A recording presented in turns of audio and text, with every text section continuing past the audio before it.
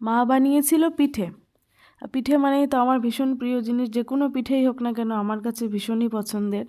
আর আমি বানিয়েছিলাম chicken biryani, chicken কষা, পাঁপড় ভেজেছিলাম, আর স্যালাড ছিল সঙ্গে, দই ছিল, মিষ্টি ছিল। ছাদে একটা ছোটোখাটো পিকনিক করলাম সবাই মিলে বসে রোদ্দুরে, একসঙ্গে খাওয়া দাওয়ার একটা মজাই আলাদা।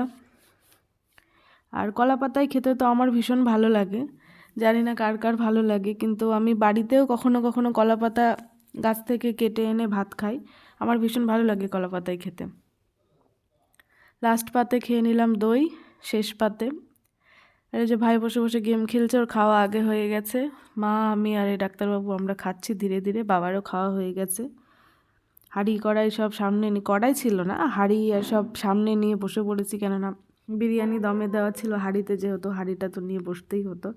সবাই মিলে ভীষণ আনন্দ করে আমরা সেদিন খাওয়া দাওয়াটা কমপ্লিট করেছি।